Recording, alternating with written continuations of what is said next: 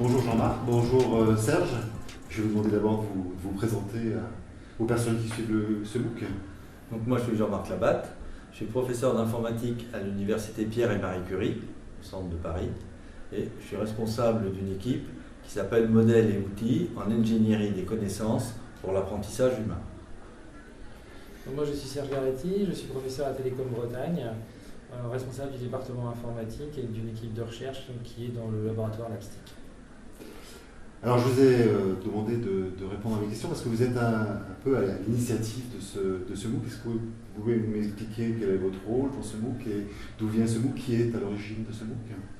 Serge peut-être en premier? L'origine du MOOC en fait c'est le projet Orphée. Oui. Parce que finalement à un moment donné la communauté s'est posé des questions sur à la fois son avenir, sur le fait de pouvoir en fait travailler ensemble, de mieux collaborer, à la fois ensemble entre les laboratoires, parce que les laboratoires sont relativement petits globalement, ce n'est pas des gros laboratoires, et puis également collaborer avec les entreprises. Et comme il y avait les projets ANR de type réseau qui arrivaient dans le côté des appels à projets en fait, donc on s'est mis comme un seul homme à proposer un projet de type réseau qu'on a appelé Orphée. Donc Orphée, un réseau, et puis une association aussi qui est à l'origine de ce MOOC.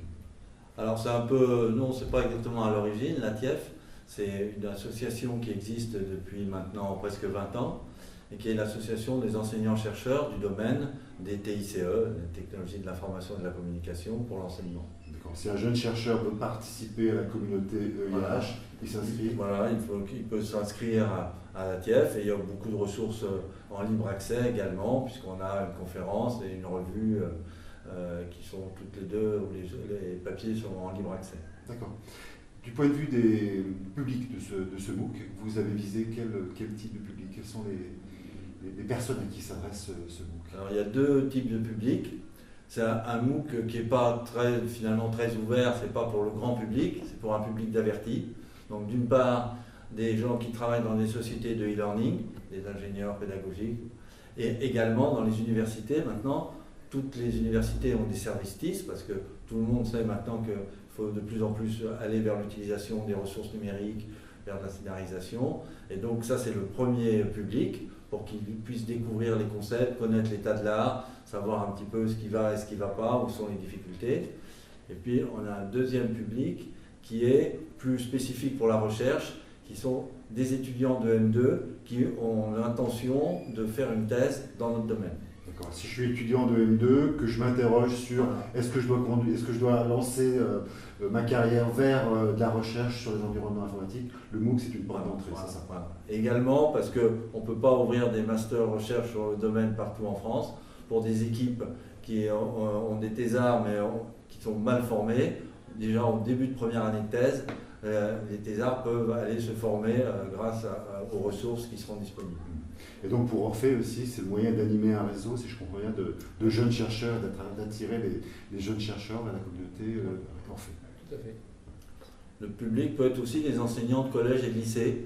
Nous à Paris, on a un master qui s'appelle Ingénierie et Management de la formation en ligne. Et on a des partenariats avec le rectorat de Paris et le rectorat de Créteil.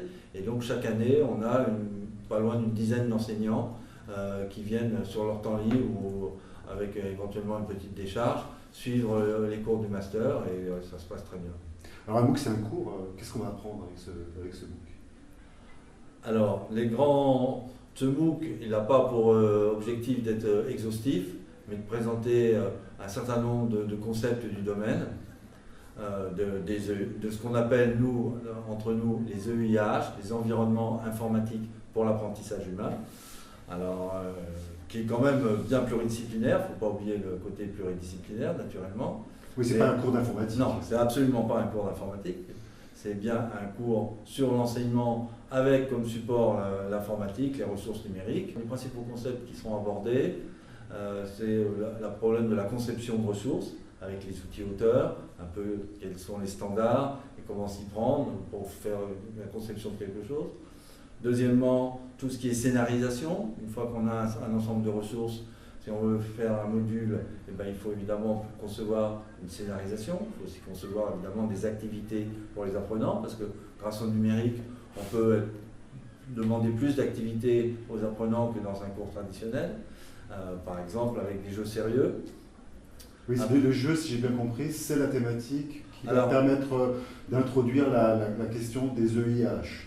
Le jeu, les jeux sérieux, hein, c'est un exemple, parce qu'actuellement c'est quelque chose qui est beaucoup pratiqué, c'est un exemple de ressources nouvelles qui modifie un peu la pédagogie, qui fait évoluer la pédagogie, qui prend plus en compte la question de la motivation de l'apprenant à travailler.